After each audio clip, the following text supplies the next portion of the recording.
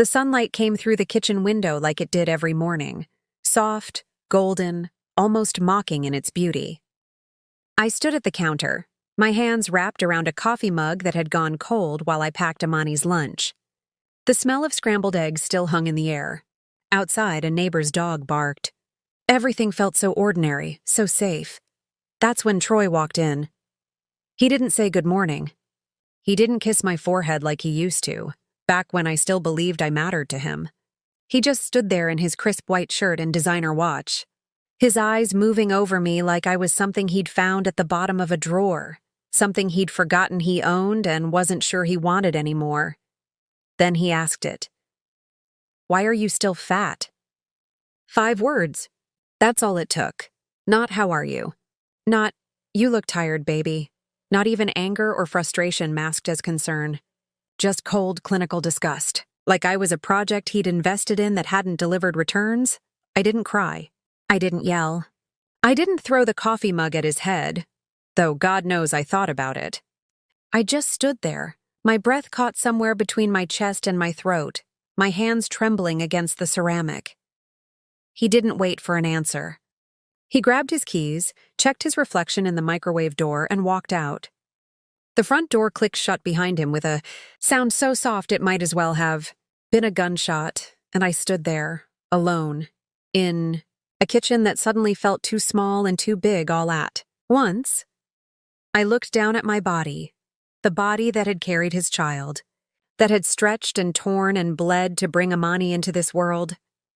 The body that had held him on nights when he couldn't sleep, that had cooked his meals and washed his clothes and showed up for him in 1,000 invisible ways. The body he now looked at like it had betrayed him. But here's the thing he didn't know.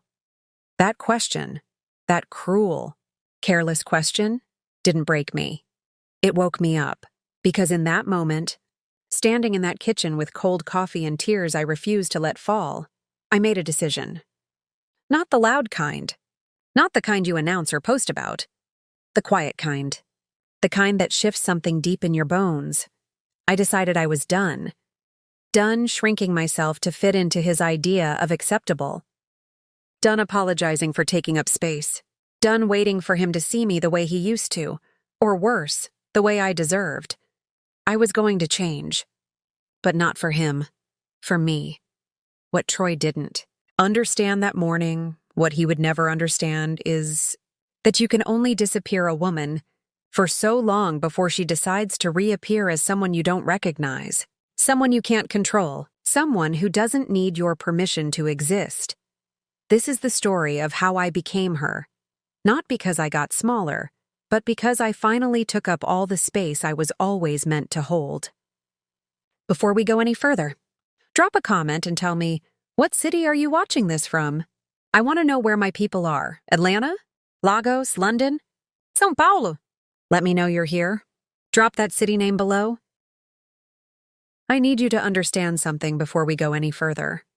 I wasn't always this woman, the one standing in that kitchen, absorbing cruelty like it was just another part of my morning routine. There was a time when I laughed loud enough to fill a room, when I danced in grocery store aisles because a good song came on, when I believed, deeply and completely, that I was worth loving exactly as I was. But that woman? She got buried somewhere between wedding vows and diaper changes, between late-night feedings and early morning shifts at the clinic, between all the tiny, invisible ways I learned to make myself smaller so everyone else could feel bigger. My name is Danielle Brooks-James, though most days I felt more like the hyphen than either name. 34 years old, registered nurse at Westside Community Health Clinic, mother to Amani, the most beautiful 5-year-old God ever placed on this earth, wife to Troy, though by the time this story really begins, I'm not sure what that word even meant anymore. We lived in a nice house in a decent neighborhood on the east side of Atlanta. The kind of neighborhood where Black families had fought to build something, where you knew your neighbors' names and the smell of somebody's grandmother's collard greens would drift through the air on Sunday afternoons. Our house had a front porch I'd imagined us growing old on, a backyard where I pictured Amani's graduation parties and future family barbecues. I'd decorated every room with care. Creamy walls, Framed photos of us smiling, photos that now felt like evidence of a crime I didn't know I was committing. Everything looked perfect. From the outside, we were the kind of couple people envied, but inside those walls, I was disappearing. It started small, the way poison always does. Troy stopped touching me the way he used to, like I was precious, like I was his. After Amani was born, his hands on my body became rare, and when they did land on me, they felt apologetic, obligatory, like he was doing me a favor. Then came the comments. "You gonna finish all that?" He'd ask when I reached for a second helping at dinner. His eyebrows raised just enough to make it a judgment, not a question. "Maybe you should try getting back to the gym," he'd suggest casually, while scrolling through his phone, not even looking at me, like my body was a car that needed an oil change. "I'm just saying, Danny, you used to take care of yourself." Every sentence was a small cut, and I bled quietly, privately, in the shower or late at night when everyone was asleep. I'd stand in front of the bathroom mirror, running my hands over my stretch marks, my softer belly, my breasts that had fed our child and now sat heavier than before. I'd search for the thing that was so offensive to him, the thing that had made his love conditional. I tried, God knows I tried. I downloaded workout apps and counted calories and bought shapewear that dug into my skin. I skipped meals and smiled through hunger and hated myself a little more each day. But nothing I did was ever enough, because the problem wasn't my body. The problem was that Troy had decided I wasn't worth loving anymore. And somewhere along the way, I started to believe him. I worked long shifts at the clinic, 12 hours on my feet, taking blood pressure readings and administering medications and holding the hands of elderly patients who had no one else. I came home and cooked dinner. I helped Amani with her homework, braided her hair, read her bedtime stories in voices that made her giggle. I washed Troy's clothes. I kept the house clean. I showed up for every school event, every family obligation, every Sunday service at Ebenezer Baptist, where my mama still sang in the choir. I was good Danielle. Dependable Danielle. Danielle who never complained, never caused problems, never took up too much space or asked for too much attention. I was so good at being invisible that I almost forgot I existed at all. The only person who seemed to notice was Shanice. Shanice Hall had been my best friend since college, since the day she walked into our dorm room with a stack of books by Audre Lorde and Octavia Butler, her afro picked out to perfection, her energy filling every corner of that cramped space. She was a history teacher now, the kind who made her students feel seen, who taught them about Harriet Tubman and Ida B. Wells and all the black women who'd refused to be erased. She was also the only person who called me on my bullshit. "Danny, when's the last time that man took you on a date?" she asked one afternoon when we met for coffee at Hodgepodge on Memorial Drive. She was wearing a bright yellow wrap dress and hoop earrings big enough to frame her face. Her lips painted a defiant red. I stirred my latte, avoiding her eyes. "We've been busy. Amani's got dance class and Troy's work has been—" "Girl, stop." She leaned forward, her voice dropping low. "I've known you for 14 years. You think I can't see it?" "See what?" "That you're fading." The words hit me like a slap. I opened my mouth to argue, to defend, to do what I always did, make excuses for Troy, for our marriage, for the life I'd chosen. But nothing came out, because she was right. I was fading. "He doesn't love me anymore, Sean," I finally whispered, the words scraping out of me like shards of glass. "Then why are you still there?" It was the question I'd been too afraid to ask myself. I stayed because I'd promised forever. Because I believed marriage was supposed to be hard. Because my mama had taught me that a good woman stands by her man, that love is sacrifice, that suffering in silence is somehow holy. I stayed because leaving felt like admitting I'd failed. I stayed because I didn't know who I was without him. But mostly, I stayed because I'd forgotten I had a choice. That night, I lay in bed next to Troy, the space between us vast as an ocean. He had his back to me, his breathing deep and unbothered. I stared at the ceiling, my body aching in ways that had nothing to do with the physical. And I wondered how much longer I could keep disappearing before there was nothing left of me at all. I didn't know it yet. But I was only weeks away from finding out. There are moments in life that split time in two, before and after. Moments so sharp and clear that years later, you can still recall the exact temperature of the room, the way the light fell, the taste in your mouth. That Tuesday morning in late September was mine. I woke up at 5:47 a.m., 13 minutes before my alarm.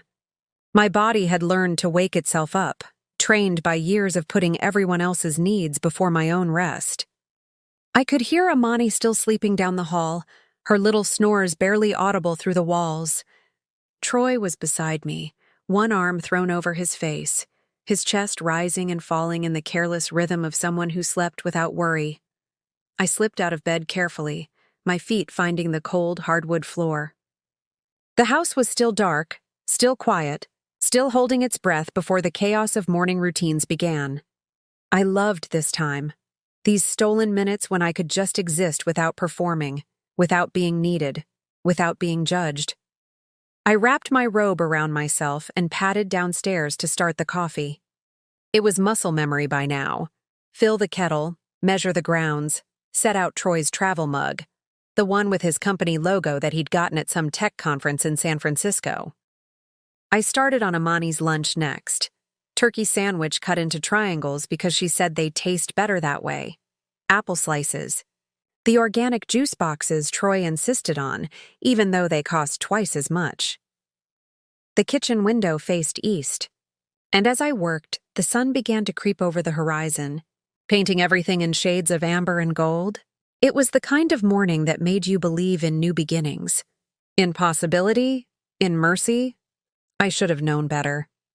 By 7:15, Amani was at the table in her school uniform, her hair freshly braided into 4 neat cornrows I'd done the night before while she watched Encanto for the 100th time.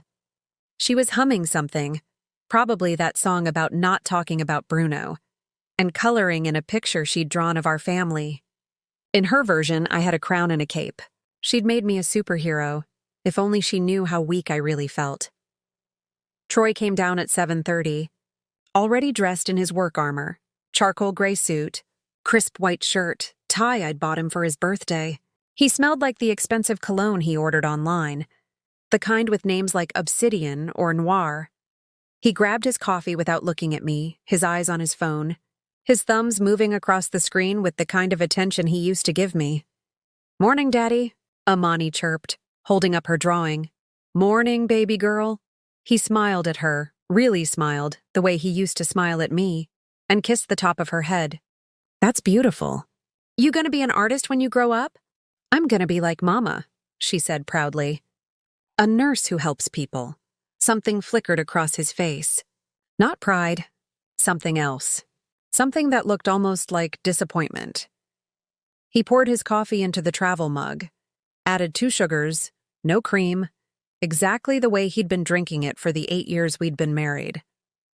I stood at the counter, my own mug cradled in my hands, waiting. For what? I don't know.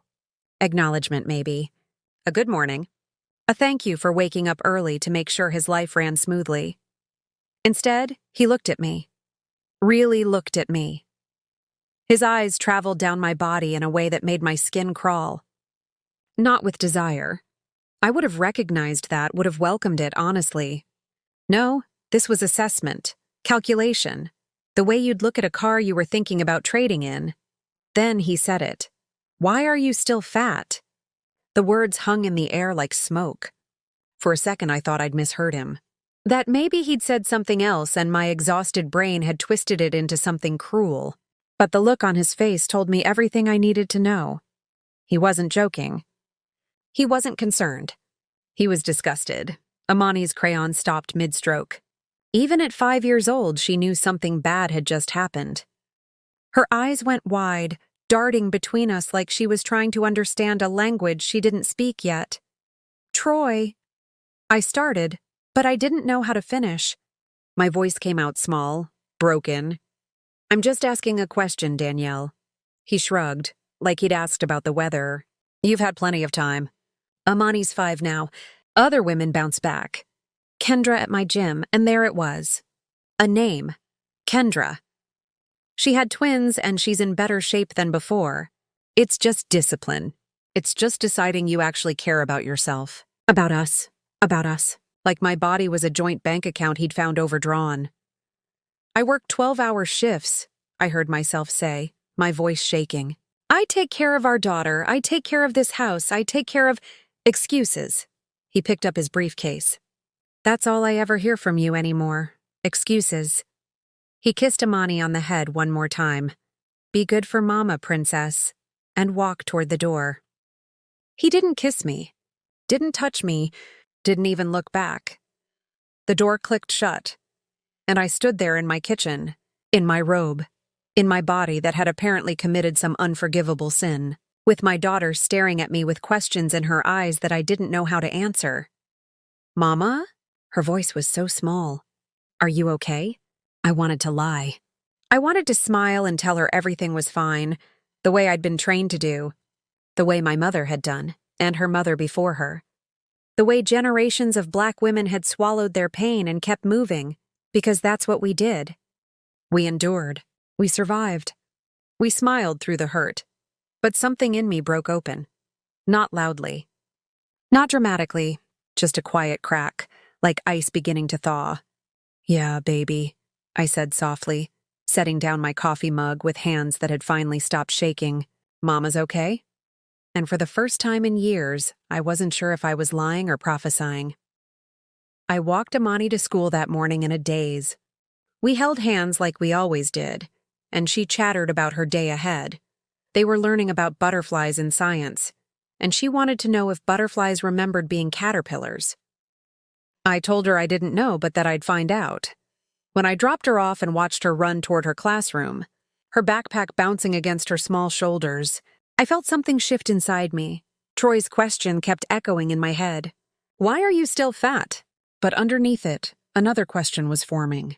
One I'd been too afraid to ask for years. Why are you still here? I got in my car and sat in the school parking lot for 20 minutes, watching other mothers drive away to their lives, their jobs, their purposes. And I made a decision not to leave him. Not yet, but to stop leaving myself. I pulled out my phone and typed into Google, gyms near me. The first result was a place called Rise Up Fitness, just 15 minutes from my house. The tagline made something in my chest tighten, where Black women rise. I clicked on the website. There was a photo of a Black man with kind eyes and a serious expression, standing in front of a gym that looked nothing like the bougie, mirror-lined places Troy probably went to. This looked real, raw, like a place where you could show up broken and no one would judge you for it. I didn't call. Not yet. But I saved the number, and when I drove to work that morning for the first time in months, I didn't cry. I was too busy planning. I didn't tell anyone what I was planning. Not Shanice, who would have thrown a parade and probably shown up at my house with a vision board and a bottle of wine. Not my mama, who would have quoted scripture and reminded me that a wife's body belongs to her husband. Not even myself, really, because saying it out loud would have made it real, and I wasn't ready for it to be real yet. I just started. 3 days after Troy's question, I called Rise Up Fitness. My hands were shaking so badly I almost hung up twice before anyone answered. Rise up, this is Malik. The voice was deep, calm, like molasses. Hi, I'm interested in training.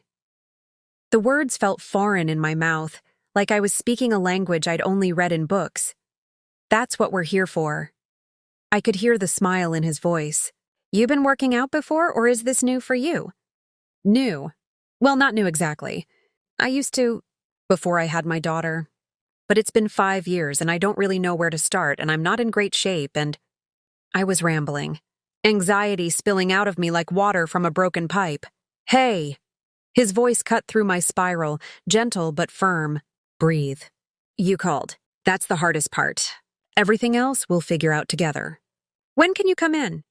I looked at my calendar, at all the spaces I'd filled with everyone else's needs. Amani's dance class, Troy's dry cleaning pickup, grocery shopping, meal prep, my mother's doctor's appointment. I work 12-hour shifts at the clinic, I said. Tuesday through Friday. I'd have to come early morning or we open at 5 a.m., he said. You could come before work. Get it done before the day even starts. 5 in the morning. That would mean waking up at 4:15. It would mean less sleep, more exhaustion piled on top of exhaustion I already carried.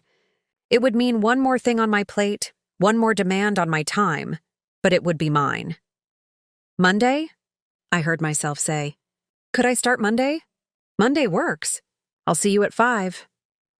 I hung up and sat in my car outside the clinic, my heart hammering against my ribs like it was trying to escape. I'd just committed to something that had nothing to do with being a wife or a mother or a daughter or a nurse. Something that was just for me. It felt terrifying and exhilarating in equal measure. That weekend, I went through my closet looking for workout clothes. What I found was depressing. Old college t-shirts that no longer fit, a sports bra that had lost its elasticity, leggings with holes in the thighs. Everything was worn out, stretched thin, just like me. I drove to Target on Saturday afternoon while Troy took Amani to the park. I told him I was running errands, which wasn't technically a lie. I just didn't mention what kind of errands. In the activewear section, I stood frozen, overwhelmed by racks of colorful leggings and sports bras in sizes that seemed designed for bodies that had never carried children, never stretched, never been deemed too much by the person who promised to love them. Can I help you find something? A young sales associate appeared beside me, her smile bright and helpful. I need workout clothes. It came out like a confession. What kind of workout? I don't know yet. All of it? I'm starting at a gym on Monday. Her smile widened. Okay, first-timer energy. I love it. What size are you looking for? I hesitated. I hadn't bought clothes for myself in months. I'd been avoiding mirrors, avoiding dressing rooms, avoiding the truth of what size I actually was. Maybe a large or extra large. She nodded, non-judgmental, and started pulling items. These are my favorites, high-waisted, really supportive. And this sports bra is a game changer for high impact. You want to try them on? I did. And standing in that fluorescent-lit dressing room, pulling on clothes designed for movement, I saw myself differently. Not smaller, I wasn't smaller, but present. Taking up space intentionally. The leggings fit. The sports bra supported without suffocating. The tank top was breathable and bright purple, a color I never wore because Troy once said it didn't suit my complexion. I bought 3 outfits. Spent money we'd normally put toward something practical. And I didn't feel guilty. I felt ready. Monday morning, my alarm went off at 4:15 a.m. For a moment, I considered turning it off, rolling over, going back to sleep. This was crazy. I was exhausted already. I had a long shift ahead. What was I trying to prove? But then I remembered Troy's face. That look of disgust. That casual cruelty. Why are you still fat? I got up. I dressed in the dark, not wanting to wake Troy. I crept downstairs, drank a glass of water, and grabbed my new gym bag. Also from Target, also purple. I left a note on the counter, went for a workout. Back by 7 to get Amani ready. The drive to Rise Up Fitness took 12 minutes. The building was small, tucked between a soul food restaurant and a barbershop in a strip mall I'd driven past 100 times without noticing. The lights were on inside, warm and welcoming against the pre-dawn darkness. I sat in my car for 3 full minutes, trying to convince myself to go in. You don't belong here. You're too out of shape. Everyone's going to stare. You're going to embarrass yourself. But then I thought about Amani, drawing me as a superhero. And I thought about the woman I used to be, the one who danced in grocery store aisles.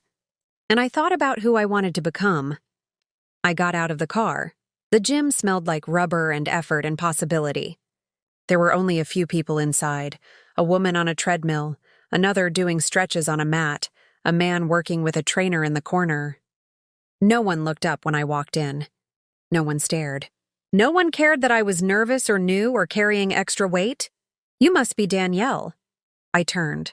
The man from the website photo stood in front of me, even more imposing in person. 6 feet tall, maybe more. with skin as dark as mine and eyes that seemed to see straight through to the scared woman underneath my brave face. "Malik," he said, extending his hand. His grip was firm but not crushing. "Welcome to Rise Up." "Thank you for having me," I said, formal and awkward. He smiled. "This ain't church, sister. You don't have to thank me. You showed up. That's all that matters." He gestured toward the back of the gym. "Come on. Let's talk before we start." We sat in a small office, really just a desk and 2 chairs, and he pulled out a clipboard. "So tell me, what brings you here?" And I don't want the polite answer. I want the real one.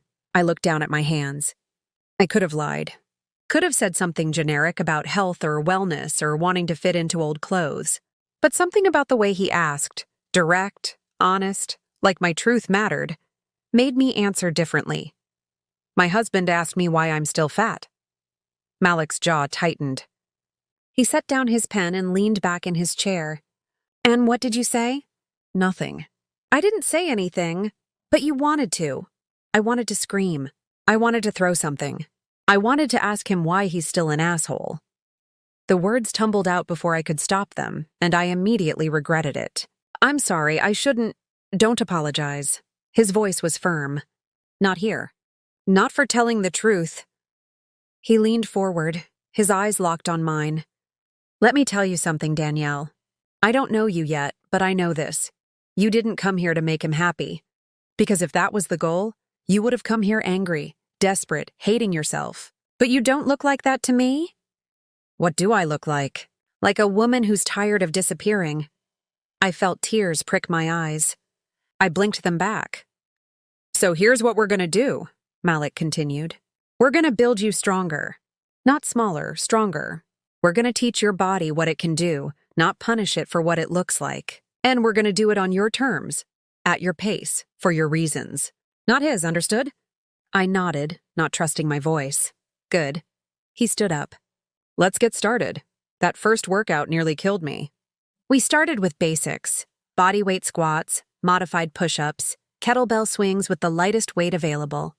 My muscles screamed. My lungs burned. Sweat poured down my face and soaked through my new purple tank top. But I didn't quit. 5 more, Malik counted as I struggled through squats. 4, 3, you got this. 2, 1 more. There it is. When I finished, I collapsed onto a mat, my chest heaving, my legs shaking. "How do you feel?" he asked, handing me a water bottle, like I'm dying. He laughed. "Good, that means you're alive." I drove home in a daze of endorphins and exhaustion. When I walked through the door at 6:47 a.m., Troy was in the kitchen, already dressed for work, looking annoyed. "Where were you?" I left a note. "I went to the gym." He looked surprised. Then suspicious. "Since when do you go to the gym?" "Since today." He studied me, like he was trying to figure out if this was a trick. "Well, good, it's about time." I didn't respond. I just walked past him, up the stairs and into the shower, where I finally let myself smile. It wasn't about him anymore. It never would be again. The thing about transformation is that it doesn't announce itself with trumpets and fanfare. It creeps in quietly in the smallest shifts. A little more breath in your lungs, a little less heaviness in your step, a little more space between who you were and who you're becoming. By the end of the first month, I was waking up at 4:15 without an alarm. My body had learned the rhythm. Monday through Friday, I'd slip out of bed in the dark, drive to Rise Up, and spend an hour learning what strength felt like. Malik pushed me but never broke me. He taught me how to deadlift, how to do a proper plank, how to breathe through discomfort instead of running from it. "Pain is information," he'd say when I wanted to quit. "Listen to it. Don't fear it." I was listening. And what my body was telling me was that I'd been asleep for years. The changes started small. My scrubs fit differently, not looser exactly, but better. My shoulders felt broader, my posture straighter. I could carry Amani up the stairs without getting winded. I could stand through a 12-hour shift without my lower back screaming by hour 8, but the real changes weren't physical. I started saying no. When Troy asked me to pick up his dry cleaning on my day off, I said, I can't. I have plans. When my mother called asking me to help organize the church bake sale, I said, "Not this time, Mama. I'm busy." When Shanice invited me to dinner and I was exhausted, instead of forcing myself to show up with a smile, I said, "I need to rest tonight." Rain check? Every no felt like rebellion, like reclaiming territory I'd ceded without realizing it. And Troy noticed. "You've been different lately," he said one evening in early November. We were sitting at the dinner table, me, him, and Amani. I'd made baked chicken and roasted vegetables, simple and clean. No mac and cheese, no cornbread, none of the heavy comfort foods I used to make to prove I was a good Southern wife. "Different how?" I asked, cutting Amani's chicken into smaller pieces. "I don't know. Distant. Like, you're not really here." I looked at him, really looked at him, and felt nothing. No anger, no hurt, no desperate need for his approval. Just nothing. "I'm right here, Troy. You know what I mean." He set down his fork, his tone sharpening. "You're always at that gym. You barely cook anymore. You're acting like what?" He caught himself recalibrating. "Like you don't care about this family." Amani's head swiveled between us, her fork frozen halfway to her mouth. I took a breath, kept my voice even. "I'm taking care of myself so I can take care of this family. I thought that's what you wanted. I wanted you to lose weight, not become a completely different person." There it was, the truth underneath the concern. He didn't want me healthier or happier. He wanted me compliant, controllable, small in every way that mattered.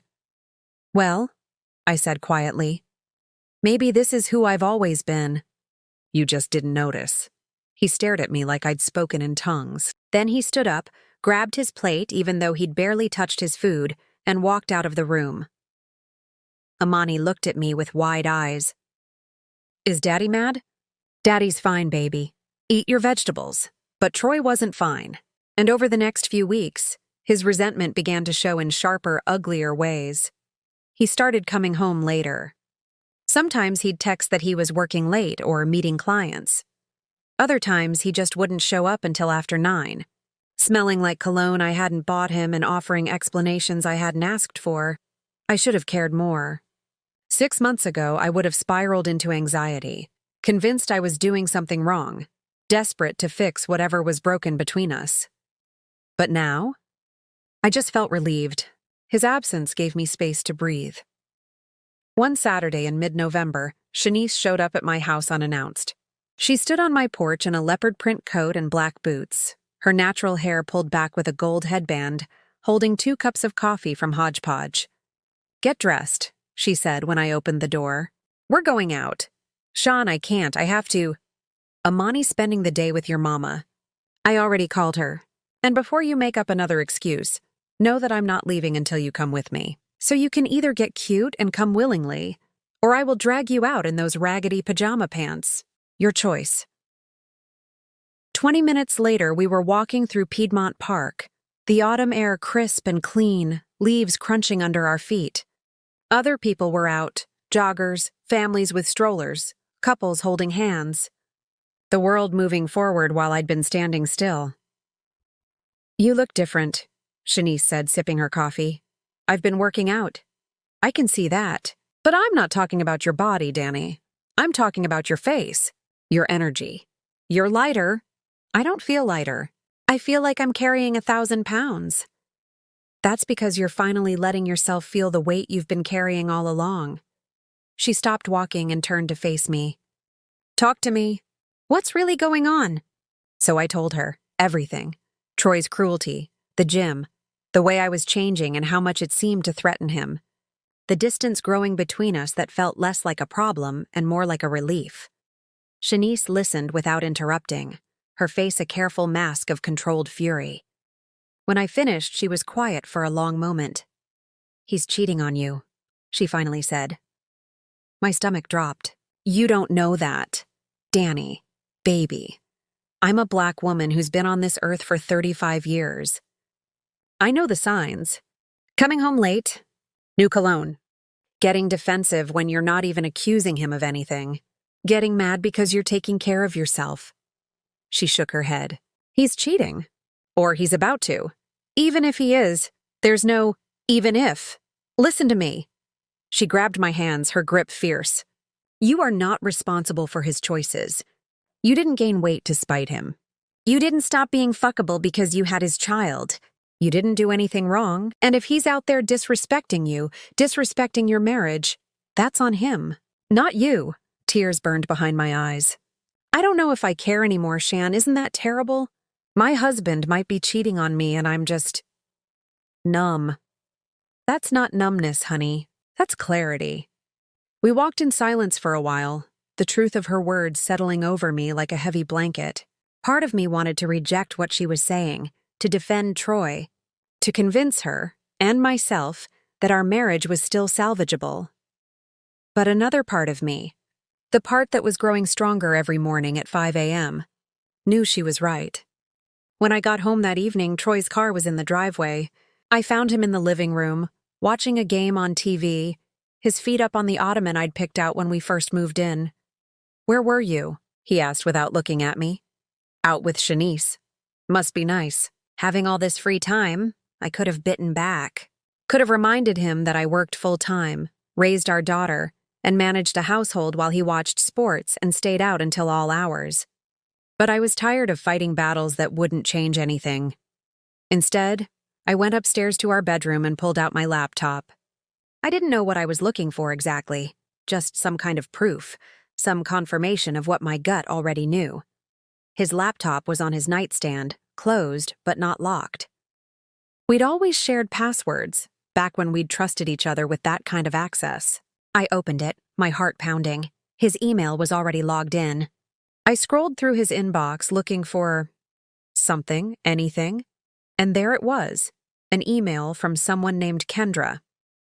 The subject line, "Can't wait to see you tonight." I clicked it open. Last night was amazing. You make me feel so alive. I know you said you need to be careful, but I'm tired of sneaking around. When are you going to tell her? My hands went numb. I scrolled up, reading through the thread. Weeks of messages. Months, maybe. Flirtations that turned into plans. Plans that turned into confessions. Pictures I couldn't bring myself to open. And then I saw it. A message from Troy. She's let herself go. I don't even recognize her anymore. You're everything she used to be. Everything she used to be. Like I was a broken appliance he was shopping to replace. I closed the laptop carefully, deliberately. I should have felt shattered.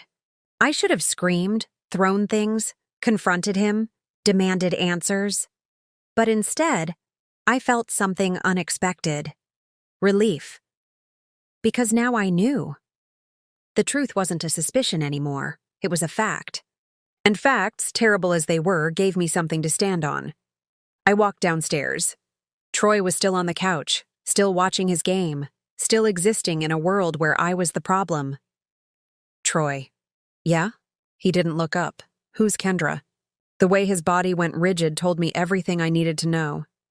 He turned slowly, his face carefully neutral. What? Kendra. Who is she? I don't know what you're talking about. Don't lie to me. Not anymore. For a long moment, we just stared at each other. And in his eyes, I saw it. Not shame, not regret, but calculation. He was trying to figure out how much I knew, what he could still deny, how he could spin this. It's not what you think, he finally said. What is it then? It's complicated, I laughed. Actually laughed. No, Troy, it's really not. You're sleeping with someone else. That's about as simple as it gets. He stood up, his hands raised like he was calming a wild animal. Danny, listen, I'm done listening. My voice was steady, cold, unfamiliar even to myself. I'm done with all of it. What does that mean? I looked at him. This man I'd promised my life to. This man who'd made me feel worthless. This man who'd broken his vows and then blamed me for it. And I felt the final thread snap. It means I'm done. I walked upstairs, locked myself in the bathroom, and let myself fall apart. But even through the tears, I knew one thing for certain. I wasn't crying because I'd lost him. I was crying because I'd finally found myself. I didn't sleep that night. I lay in bed next to Troy, or rather, on the far edge of my side, as far from him as I could get without falling off, staring at the ceiling while my mind ran through every moment of the last year. Every late night, every dismissive comment, every time he'd made me feel like I was the problem. He'd turned off the TV and come upstairs an hour after our confrontation, moving through the bedroom like nothing had happened. He brushed his teeth, changed into his sleep clothes, got into bed. Didn't apologize. Didn't explain. Didn't even acknowledge what I'd said. Just rolled over and went to sleep, like I hadn't just discovered he'd been living a double life. Like my pain was an inconvenience he could simply ignore. Around 3 a.m, I gave up on sleep and went downstairs. I made coffee and sat at the kitchen table in the dark, watching the numbers on the microwave clock change. 3:47, 3:48, 3:49. I kept thinking about that email. She's let herself go. I don't even recognize her anymore. The cruelty of it wasn't just that he'd said it. It was that he'd said it to her. To the woman he'd chosen over me. The woman who was everything I used to be. But who was I really? Before the marriage, before the pregnancy, before I learned to make myself small enough to fit into his idea of acceptable, I was Danielle Brooks, the girl who graduated top of her nursing class, who volunteered at free clinics on weekends, who believed in service and compassion and showing up for people who needed her, who wore her hair natural and her clothes bright, and who laughed so loud her friends would tell her to keep it down in restaurants. I was never small. I was never quiet. I was never meant to disappear. So why had I let him convince me that I had? At 4:15, my alarm went off upstairs. I heard it through the ceiling, that familiar beeping calling me to the gym. For a moment, I considered skipping it. I was exhausted, emotionally drained, running on nothing but coffee and heartbreak. But then I thought about what Malik had said that first day. You didn't come here to make him happy. You came here to stop disappearing. I got dressed and went. When I walked in to rise up at 4:55, Malik was already there, setting up equipment. He looked up when he heard the door, and whatever he saw on my face made him stop what he was doing. You good? He asked. No, I said honestly, but I'm here. He nodded slowly. That's all that matters. You want to talk about it or work through it? Work through it. All right then. He gestured to the kettlebells.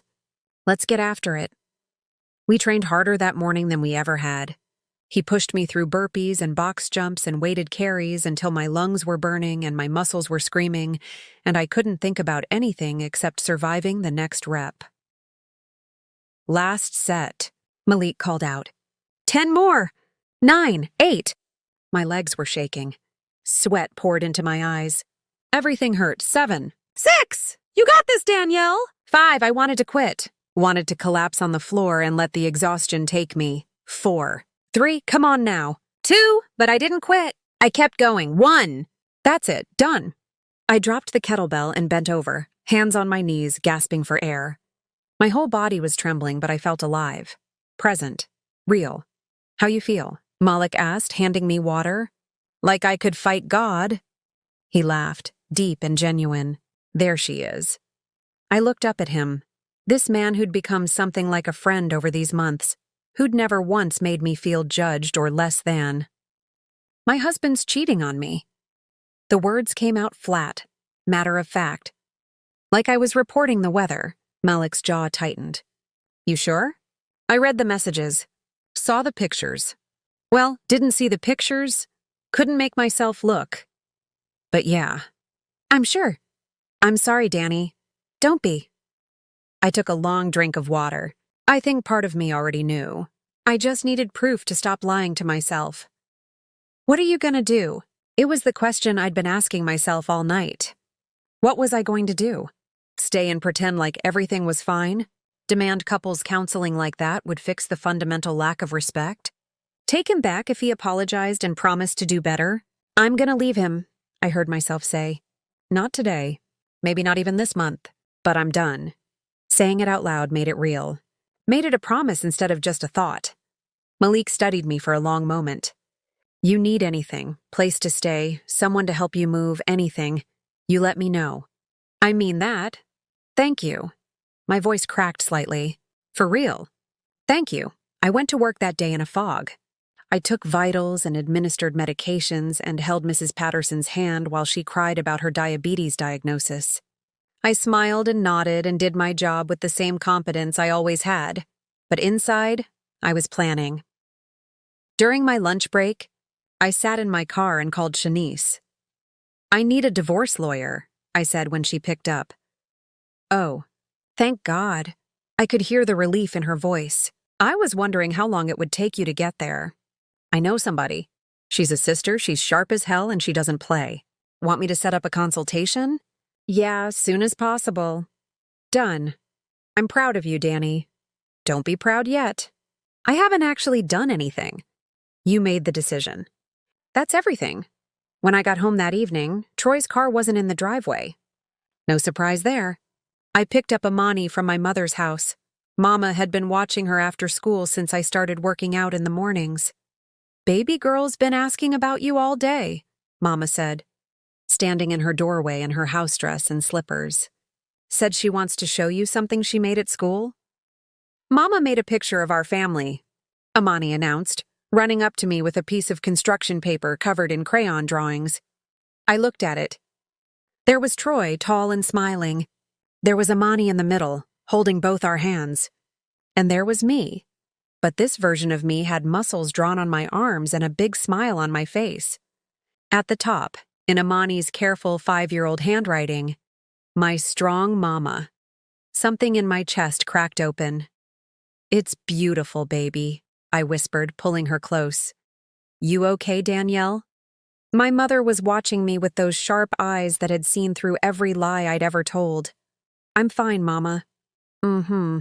She didn't believe me, but she didn't push. You let me know if you need anything. Anything at all. Did she know? Could she sense that her daughter's marriage was falling apart? Or was this just the blanket offering every mother makes, hoping they'll never have to make good on it? At home, I made dinner for Amani and me, just the two of us. We ate at the kitchen table, and she told me about her day, about the boy in her class who ate paste, about the butterfly unit they were studying. Do butterflies remember being caterpillars? She asked, the same question she'd been asking for weeks. I don't know, baby. Why do you keep asking that? She tilted her head, thinking hard. Because if they remember, then they know they changed. But if they don't remember, then maybe they think they were always butterflies. Out of the mouths of babes.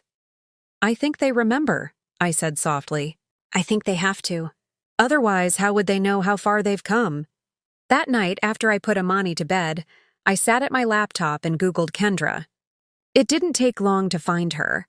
Troy had mentioned she worked at his gym, and there were only so many high-end fitness centers in our area. There she was. Kendra Lowe, Instagram profile public, over 15,000 followers. Her feed was exactly what I expected. Gym selfies, green smoothies, motivational quotes over sunset backgrounds. She was beautiful. Light-skinned, long hair, body sculpted and toned and perfect. Everything I wasn't. Everything Troy thought I should be. I scrolled through her photos, looking for evidence of my husband. There, in the background of a group gym photo from 3 months ago. Troy, laughing at something someone said, his hand casually resting on her shoulder. How many people had seen this photo and known? How long had I been the joke? I kept scrolling, and then I found it, a photo from 2 weeks ago. Kendra at a restaurant, the caption reading, "Date night with my favorite person." The photo was angled away from whoever she was with, but I could see the edge of a man's arm. Dark skin, a watch I recognized because I'd bought it for Troy's last birthday. I should have felt destroyed, should have broken down, called him, demanded answers, made a scene. Instead, I screenshot everything, saved it to a folder on my desktop labeled evidence, because I wasn't just leaving, I was leaving smart. Troy came home after midnight. I pretended to be asleep, listening to him stumble around the bedroom in the dark, smelling like her perfume. He got into bed, and within minutes, he was snoring. I lay there in the darkness, my mind clear and cold and certain. He'd made his choice. Now I was making mine. The next morning at the gym, I told Malik I needed to train harder. I need to be ready, I said. Ready for what? For whatever comes next. He looked at me, really looked at me, and nodded. All right then, let's build you into someone who can't be broken. Over the next 3 weeks, I prepared. I met with Shanice's lawyer friend, Simone, a black woman in her 40s who wore power suits and took no prisoners. She walked me through what a divorce would look like, what I'd need to prove, what I was entitled to. Georgia's a no-fault state, she explained. But infidelity can affect alimony and custody if we play it right. You said you have proof?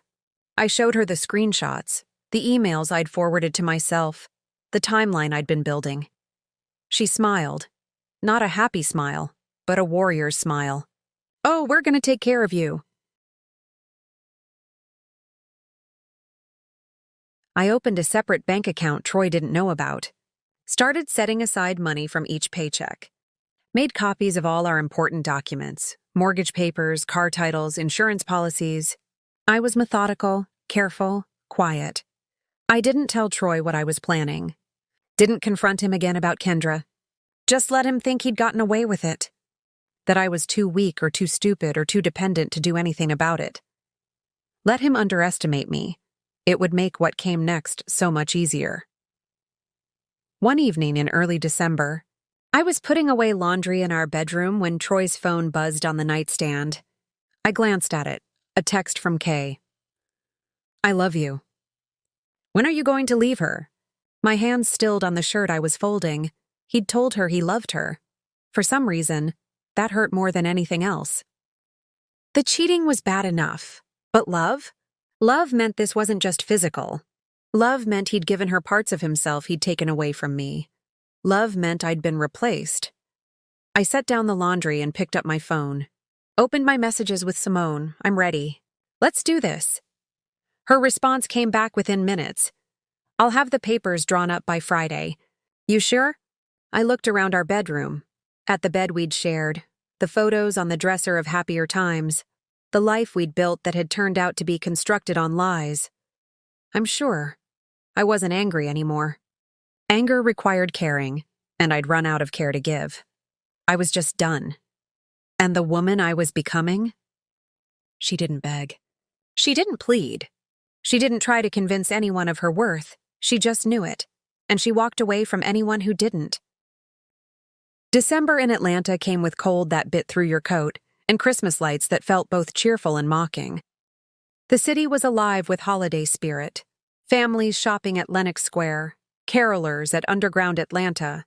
The giant tree in Centennial Park lit up like hope itself. I moved through it all like a ghost. Present, but not really there, waiting for the right moment to become real again.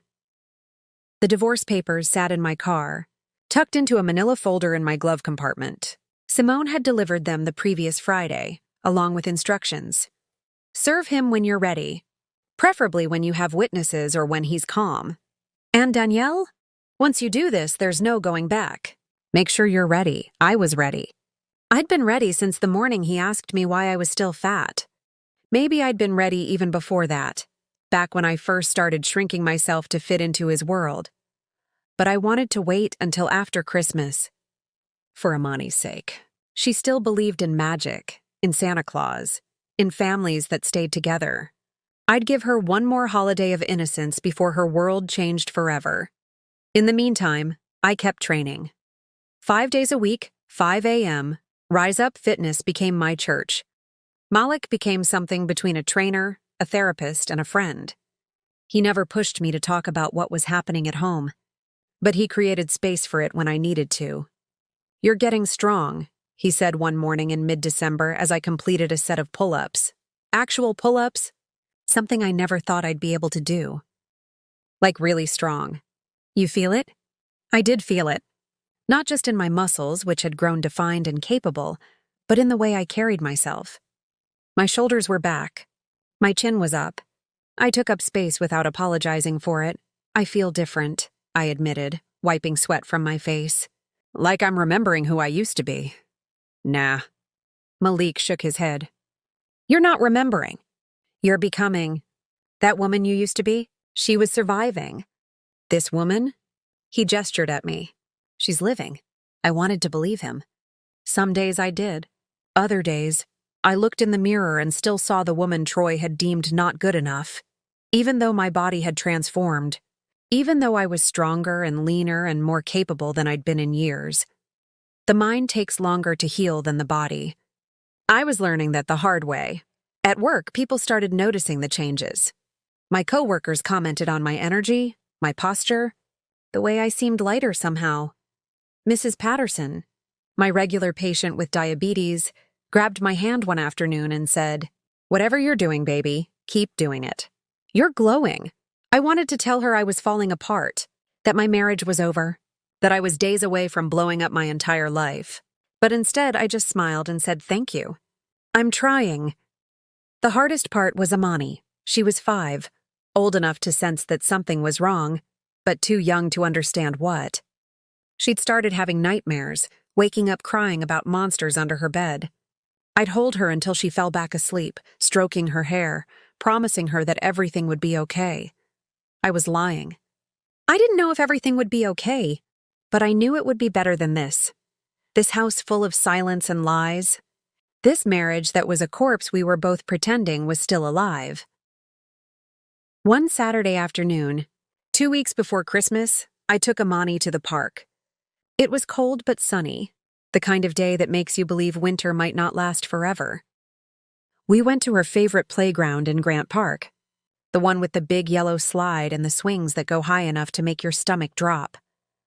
I pushed her on the swings, listening to her laugh, that pure, unself-conscious joy that children have before the world teaches them to be careful with their happiness. Higher, Mama. Higher. I pushed harder, watching her fly forward into the blue sky, her braids streaming behind her, her smile so wide it could crack the world open. This, I thought. This is why I'm doing this, so she grows up knowing that a woman doesn't have to settle, that love isn't supposed to hurt. That strength isn't just something you see, it's something you feel in your bones. Mama? She dragged her feet to slow down the swing, looking back at me with those big, searching eyes. Are you and Daddy gonna get divorced? The question hit me like a punch. What makes you ask that, baby?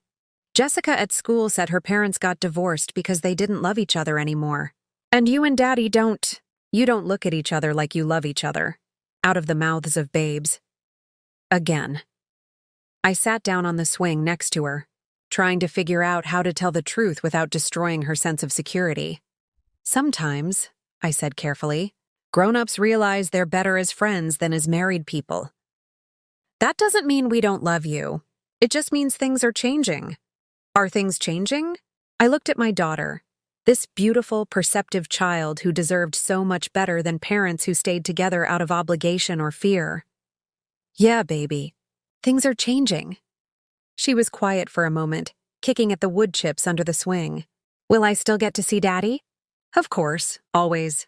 And will you be sad? Such a simple question. Such a complicated answer. I'll be okay, I said. Better than okay, actually. I promise. She seemed to accept this, her child's brain still believing that adults had everything figured out.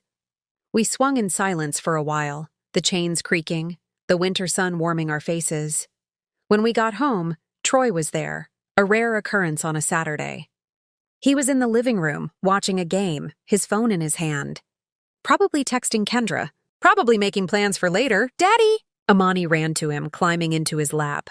He put down his phone and wrapped his arms around her, and for a moment, I saw a flash of the man I'd married, the one who'd been gentle and present and capable of love.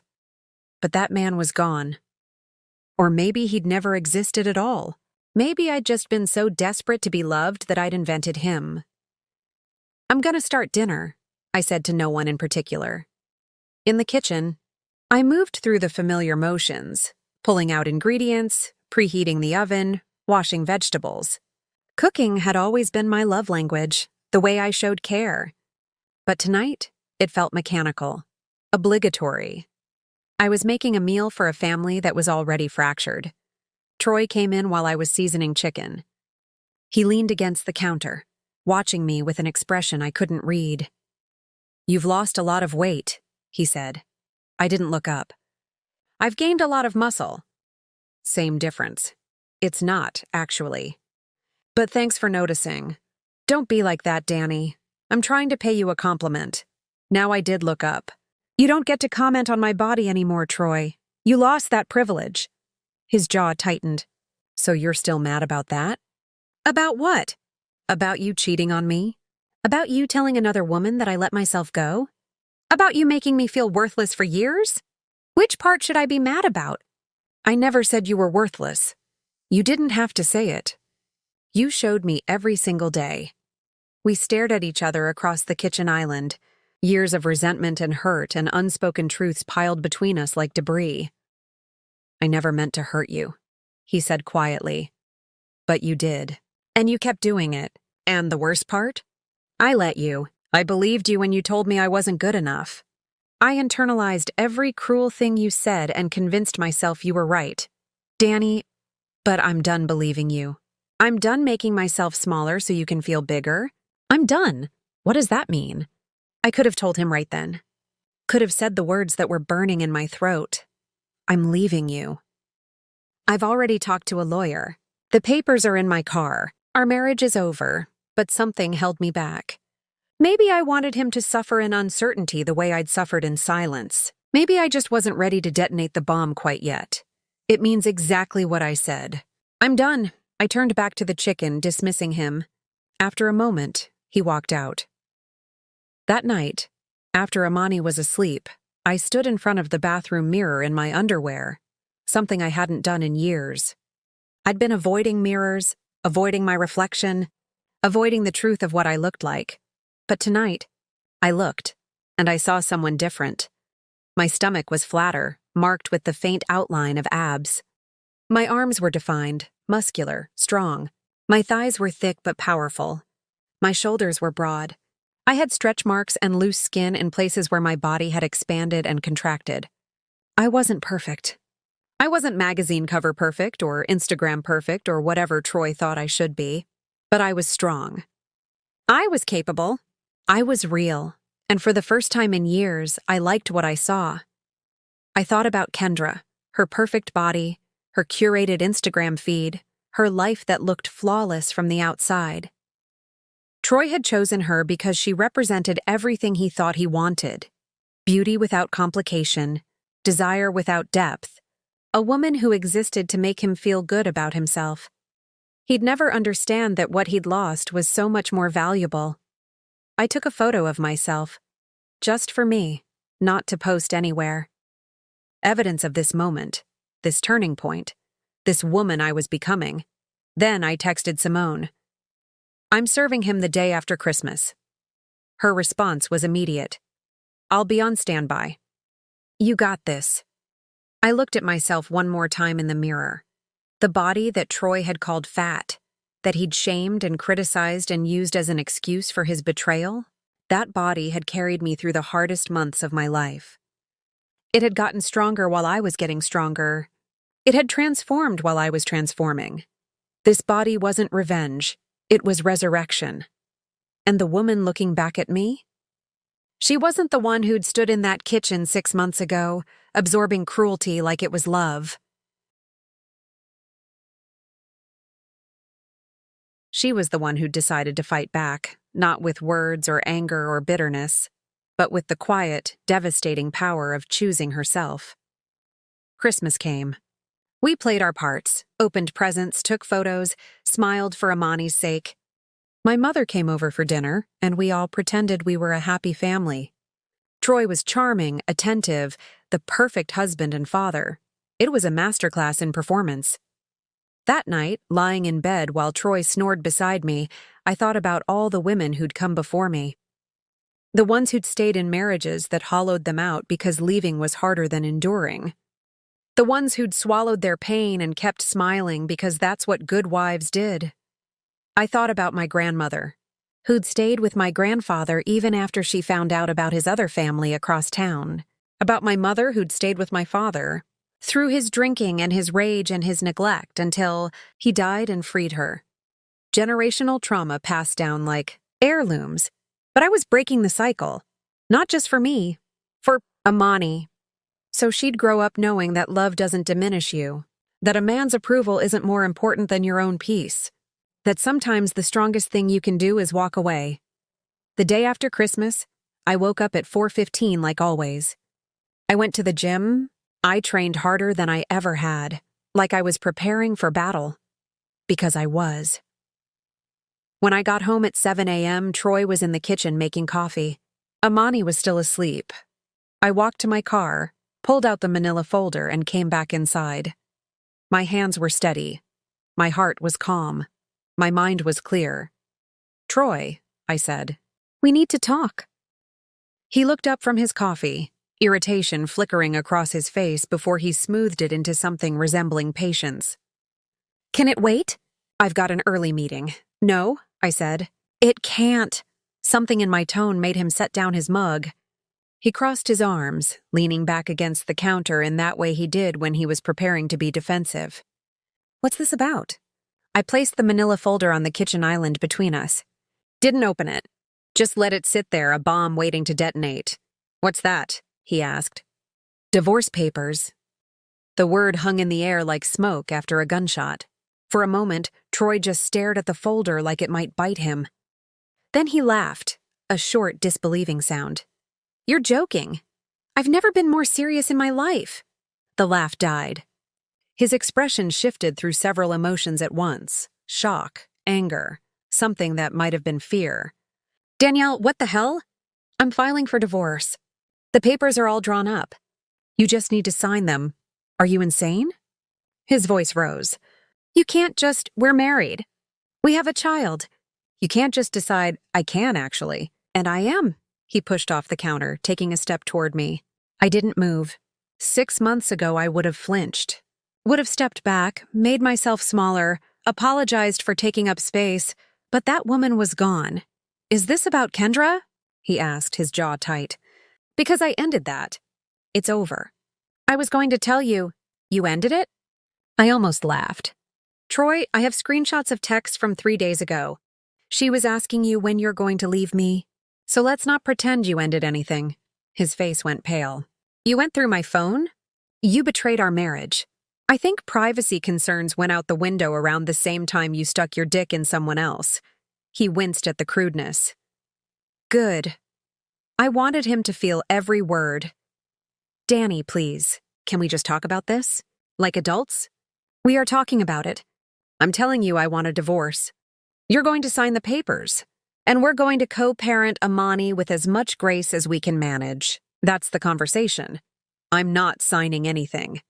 His voice had taken on that edge it got when he felt control slipping away. "You're upset. I get it. I messed up. But we can work through this. We can go to counseling. I don't want to work through this, Troy. I don't want counseling. I don't want to hear you apologize or make promises you won't keep. I don't want any of it anymore. So that's it? Years of marriage and you're just throwing it away?" The audacity of that statement, the sheer breathtaking audacity, actually made me pause. "I'm throwing it away?" I repeated slowly. "I stayed faithful. I took care of our home, our child, your needs. I made myself sick trying to be enough for you. And when I gained weight after having your baby, you made me feel worthless. You cheated on me. You told another woman I let myself go. You destroyed this marriage, Troy. I'm just the one finally admitting it's dead." "I made mistakes," he said, his tone shifting to something softer, more manipulative. "I know I did. But people make mistakes, Danny. That doesn't mean we throw away our family." "You're right. People do make mistakes, but what you did wasn't a mistake. It was a choice. Multiple choices, over months, maybe longer. You chose her every single time. I choose you now. I'm choosing us." Too late. His face hardened. "You've really thought this through, haven't you? What, you've been planning this for weeks? Months? While I was here trying to save our marriage?" I almost laughed at that. "You weren't trying to save anything. You were trying to have your cake and eat it too. Well, guess what? You don't get both anymore. You can have Kendra. I'm done. And what about Amani?" It was his last card, the one he thought would make me fold. "You're really going to do this to her? Break up her family? Make her a child of divorce?" The mention of our daughter's name in his mouth, wielded like a weapon. like he had any moral high ground to stand on, ignited something cold and furious in my chest. "Don't you dare," I said, my voice dropping to something dangerous. "Don't you dare use our daughter to justify your bullshit. Amani deserves better than parents who stay together out of obligation. She deserves better than watching her mother slowly disappear while her father disrespects her. I'm not breaking up our family, Troy. You already did that. I'm just brave enough to admit it." His hands clenched into fists at his sides. Not threatening. Troy was too calculated for violence, but frustrated. Trapped. "What do you want?" he finally asked. "The house? Money? What's this really about?" "This isn't about money. It's about self-respect. Something you taught me I needed to get back. So this is about getting back at me? Revenge? This is about getting away from you. There's a difference." He stared at me like I'd become a stranger. And maybe I had. The woman he'd married, the one who'd absorbed his cruelty and begged for crumbs of his affection, was gone. In her place stood someone he didn't recognize, someone he couldn't control. "I need time," he said finally, "to process this, to talk to a lawyer. You can't just spring divorce papers on me and expect you have 2 weeks to review and sign. After that, my lawyer proceeds whether you cooperate or not. And Troy?" I picked up the folder and held it out to him. "I have everything. Screenshots, emails, a timeline of your affair. Hotel receipts I found when I went through the credit card statements. If you want to make this ugly, we can make it ugly. But I promise you I will win." He took the folder slowly, like it might explode in his hands. "I never thought you had this in you," he said quietly. "Neither did I. But turns out, when you push someone far enough, they eventually push back." I walked past him toward the stairs. I needed to check on Amani, to make sure she was still sleeping, still safe in her bubble of childhood innocence for a few more hours. "Danielle." Troy's voice stopped me. I turned back. He was still standing at the counter, the unopened folder in his hands, looking smaller somehow, diminished. "Did you ever love me?" The question caught me off guard. After everything, after the cruelty and the betrayal and the divorce papers, he wanted to know if I'd loved him? "Yes," I said honestly. "I loved you so much I forgot to love myself." That was the problem. I went upstairs, leaving him alone with the wreckage of what he'd destroyed. In Amani's room, I found her still sleeping, her stuffed bunny clutched under her chin, her face peaceful and perfect. I sat on the edge of her bed and watched her breathe, trying to memorize this moment before everything changed. She stirred, her eyes fluttering open. "Mama, hey baby. Did I wake you?" I heard talking. "Was Daddy yelling?" "No, sweetheart. We were just having a grown-up conversation." She sat up, rubbing her eyes. "Are you sad?" I thought about lying. Thought about plastering on a smile and telling her everything was fine, the way I'd been doing for months. But I was done lying. To her. To myself. To anyone, a little, I admitted. But I'm also okay. You know how sometimes things have to get broken before they can get fixed? Like when I broke my doll and you sewed her back together? Kind of like that. Sometimes grown-ups have to fix themselves too. She seemed to accept this, her child's logic making sense of what I could barely articulate. "Mama, you're really strong now. I saw your muscles." I smiled, real and genuine. "Yeah, baby. I am strong. Like a superhero. Just like a superhero." She crawled into my lap, wrapping her small arms around my neck. And sitting there, holding my daughter while the foundation of our life cracked and shifted beneath us, I felt something I hadn't felt in years. Peace. The next 2 weeks were a strange kind of purgatory. Troy and I moved around each other like planets in different orbits, technically in the same house, but worlds apart. He slept in the guest room. We coordinated Amani's schedule through terse text messages. When we had to be in the same room, the silence was thick enough to choke on. He signed the papers on a Tuesday evening, 10 days after I'd served them. Didn't say a word, just scrawled his signature on every highlighted line and handed them back to me. "I'll need to find an apartment," he said, not looking at me. "I'll be out by the end of the month." "Okay. And we need to tell Amani. Together." Agreed. We told her that weekend, sitting her down in the living room like we were delivering news of a death. Which in a way we were. "Baby girl," Troy started, his voice thick with emotion I wasn't sure was real. "Mama and I need to talk to you about something important." Amani looked between us, her eyes going wide. She already knew. "Kids always know. Are you getting divorced?" she asked, her voice small. "Yes, sweetheart," I said gently. "We are, but that doesn't change how much we love you. You're still going to see both of us. We're just not going to live in the same house anymore." "Is it because of me?" The question broke something in my chest. "No, baby. No, this has nothing to do with you. This is about grown-up stuff. But you're perfect. And you're loved. Always," she cried. We both held her, and for a moment we were united in our love for this little human we'd created. Whatever else had died between us, that remained. When she finally calmed down, she looked at me with red-rimmed eyes. "Will you be okay, Mama?" "I will," I promised. "We all will." Troy moved out 3 weeks later, on a cold January morning. I took Amani to Shanice's house so she wouldn't have to watch. When I came back that evening, half the furniture was gone. His clothes, his books, the big TV from the living room, the expensive coffee maker. The house felt empty, but it also felt lighter.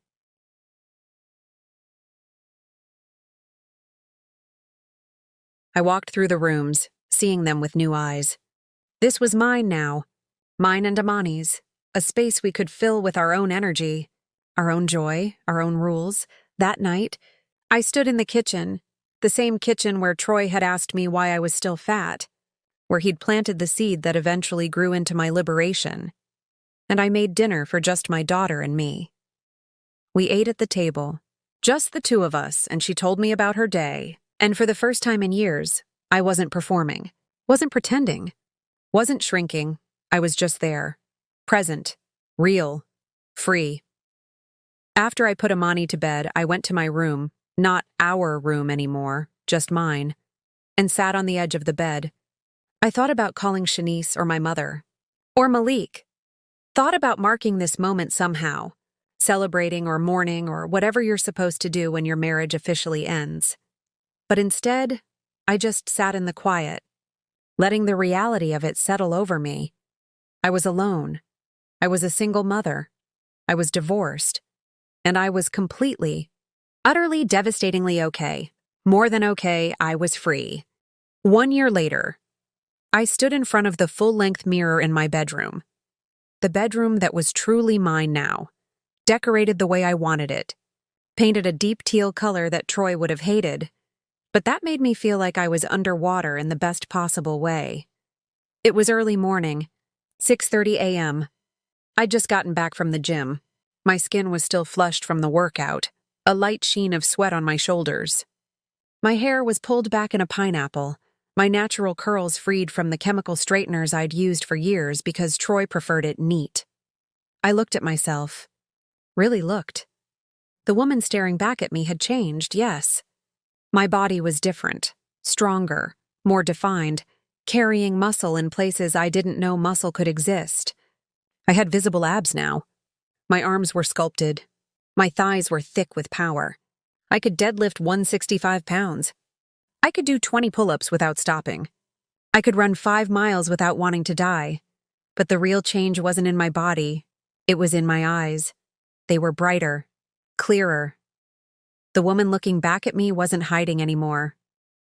Wasn't apologizing for existing. Wasn't waiting for someone else's approval to feel worthy. She was just here. Fully, completely, unapologetically here. I smiled at my reflection. And she smiled back, genuine, unguarded, free. My phone buzzed on the dresser. A text from Malik, "Proud of you. 1 year strong. You coming in Monday for that deadlift PR attempt?" I typed back, "Wouldn't miss it." Malik had become one of my closest friends over the past year. He'd been there through the worst of the divorce, through the nights when I'd show up at the gym with swollen eyes and rage in my chest, through the moments when I wanted to quit because everything felt too hard. He'd never pushed me to be anything other than exactly who I was becoming.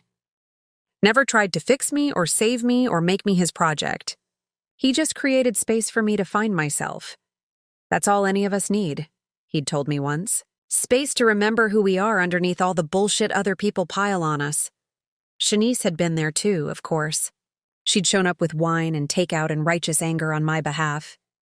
She'd helped me repaint Amani's room when we decided to redecorate. She'd sat with me on the nights when the loneliness felt like it might swallow me whole. You're not alone, she'd remind me. You're just learning how to be with yourself. There's a difference. She was right. Being alone and being lonely weren't the same thing. And over the months, I'd learned to distinguish between them. My mother had surprised me most of all. After the divorce was finalized, she'd come over one Sunday afternoon with a pot of her famous gumbo and a look on her face I couldn't quite read. "I'm proud of you," she'd said, setting the pot on my stove. I'd stared at her. "Mama, I got divorced. I thought you'd be disappointed." "Disappointed?" She'd turned to face me, her eyes soft in a way I rarely saw. "Baby, I stayed with your father for 32 years. Stayed through his drinking, his anger, his neglect. You know why?" I'd shaken my head, because I thought that's what good women did. We stayed, we endured. We suffered in silence and called it love. She'd taken my hands in hers, her grip firm and warm. "But watching you leave, watching you choose yourself and your daughter over a man who didn't deserve you, that's the bravest thing I've ever seen. You broke a cycle, Danielle. You did what I couldn't do." We'd both cried then, holding each other in my little kitchen. 2 generations of Black women acknowledging the weight we'd carried and the freedom we'd found. Amani had adjusted better than I'd expected. She saw Troy every other weekend and one evening a week. He'd moved into a trendy apartment in Midtown with Kendra. They'd gone public with their relationship about 2 months after the divorce was finalized. I'd expected that to hurt more than it did. Expected to feel jealous or angry or diminished. But mostly, I just felt nothing. They were living their life, and I was living mine. Our paths had diverged, and I was okay with that, more than okay. I was grateful. "Do you miss Daddy?" Amani had asked me one night while I was braiding her hair. "I miss who I thought he was," I'd answered honestly. "But the real him? No, baby. I don't. Are you happier now?" I'd paused, really considering the question. "Yeah, sweetheart. I am. Me too," she'd said simply. "You smile more now. And you dance in the kitchen again." She was right. I did dance in the kitchen again. I played music loud and sang off-key and took up space without shame. I wore bright colors and red lipstick and clothes that fit my body instead of trying to hide it. I'd even started dating, cautiously, carefully, but dating nonetheless. Nothing serious yet. I wasn't in a hurry, but it felt good to remember that I was desirable, that I could be wanted by someone who actually saw me. There had been a man named David, a high school English teacher I'd met at one of Shanice's dinner parties.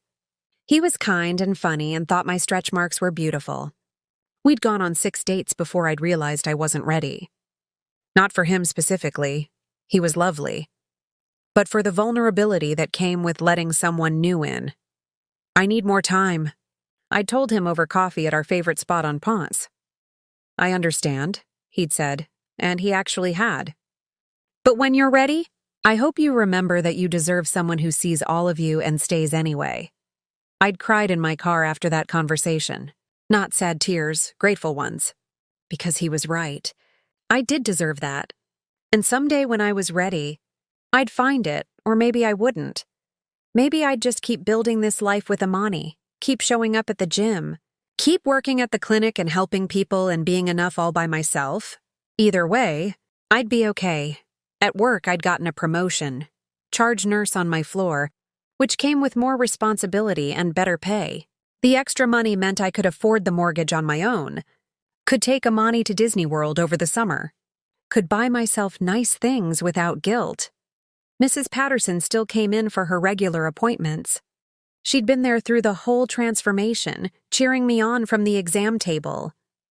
"Look at you," she'd said during her last visit, shaking her head with admiration.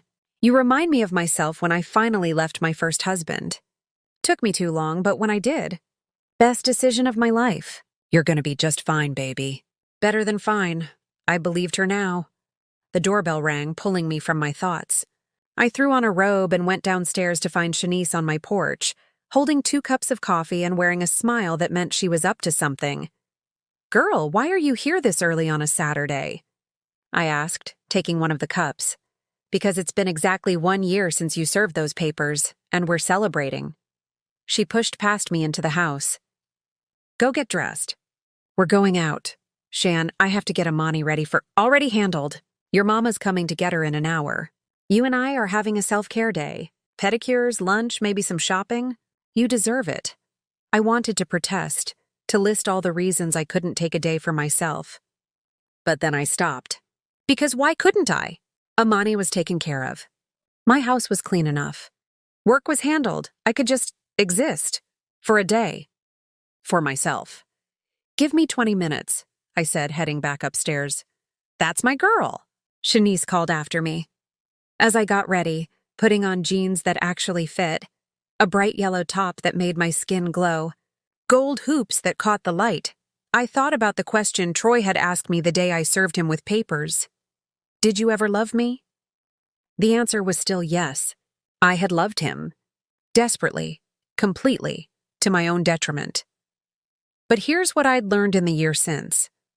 Loving someone who doesn't love you back, or worse, who loves you conditionally, transactionally, like you're a possession to be maintained, isn't really love at all. It's self-abandonment. And I was done abandoning myself. That afternoon, sitting in a nail salon with Shanice while some R&B station played through the speakers, and my feet soaked in warm, lavender-scented water, I felt something I hadn't felt in years. Contentment. Not happiness exactly. Happiness was too fragile, too dependent on circumstances. This was deeper. This was the kind of peace that comes from knowing yourself, from liking yourself, from being exactly where you're supposed to be. You know what I realized? I said to Shanice, who was scrolling through her phone next to me. "What's that?" That day, when Troy asked me why I was still fat, I thought it was the worst day of my life. And it was actually the best, because it woke me up, made me realize I'd been sleepwalking through my own life. Shanice reached over and squeezed my hand. "That's growth, babe. That's real growth. You think I'm gonna be okay? Like, really okay? Danny, look at me." I turned to face her. "You're already okay. You've been okay. You just didn't know it yet." That evening, after I picked up Amani and we had dinner together, just the 2 of us, tacos and laughter and easy conversation, I tucked her into bed. "Mama?" she said as I was turning off her light. "Yeah, baby. I'm glad you're my superhero." My throat tightened. "What makes you say that?" "Because superheroes are strong. And brave. And they don't give up even when things are hard." She yawned, her eyes already closing. "That's you." I kissed her forehead, breathing in the smell of her coconut shampoo and childhood innocence. "You're gonna be a superhero too, baby girl. Even stronger than me." "I know," she mumbled, already half asleep. "Because you showed me how." I stood in her doorway for a long moment, watching her breathe, thinking about the legacy I was giving her. Not a perfect life, I couldn't promise her that. But a model of resilience, of self-worth, of a woman who fell down and got back up stronger. Downstairs, I poured myself a glass of wine and sat on my back porch. The January night was cold but clear, stars visible despite the city lights. I wrapped a blanket around my shoulders and just sat. Present. Aware. Alive. My phone buzzed. A text from an unknown number. I opened it cautiously. "Hey, Danielle. This is David. I know it's been a few months, but I was thinking about you. No pressure, but if you ever want to grab coffee, I'd love to hear how you're doing. If not, I understand. Just wanted you to know you've been on my mind." I stared at the message for a long time. Part of me wanted to delete it, to maintain the safety of my solitude, to avoid the risk of being hurt again. But another part of me, the part that had learned to take up space, that had learned she deserved good things, that had learned love shouldn't hurt, wanted to try, not because I needed him, but because I wanted to see what it felt like to be chosen by someone who actually saw me. I typed back, "Coffee sounds nice. How about next Saturday?" His response came quickly. "Perfect. It's a date." I set down my phone and looked up at the stars, thinking about the woman I'd been a year ago, broken, diminished, convinced she was the problem, and I thought about the woman I was now, whole, powerful, certain of her worth. They were the same woman I'd just forgotten for a while. Troy's question, "Why are you still fat?" had been meant as cruelty, as judgment, as a weapon to keep me small and controllable, but it had become something else entirely. It had become my liberation. Because in trying to answer his question, I'd discovered a better one. Why had I been making myself small for someone who would never see me as enough? And the answer was, I wouldn't. Not ever again. The transformation everyone could see, the weight loss, the muscle gain, the physical change, that was just the evidence of something deeper. The real transformation was internal. I'd reclaimed myself, not the version of me that existed to please others, to serve, to shrink, to apologize for taking up space, but the version of me that had always been there, waiting underneath all the layers of conditioning and trauma and self-doubt, the me who was strong and bold and unapologetic, the me who danced in grocery stores and wore bright colors and laughed too loud, the me who knew her worth and refused to negotiate. I finished my wine, went back inside, and looked at myself one more time in the hallway mirror. "Hey, girl," I said to my reflection, smiling. "Look at you. You made it." And for the first time in years, maybe for the first time ever, I meant it. I hadn't just survived. I'd become, not smaller, like Troy had wanted, but bigger, brighter, more fully myself than I'd ever been. This body, these stretch marks, these curves, these muscles, this skin wasn't just a body anymore. It was a testimony, a revolution, a homecoming. And the woman who lived inside it? She was finally, completely, beautifully free.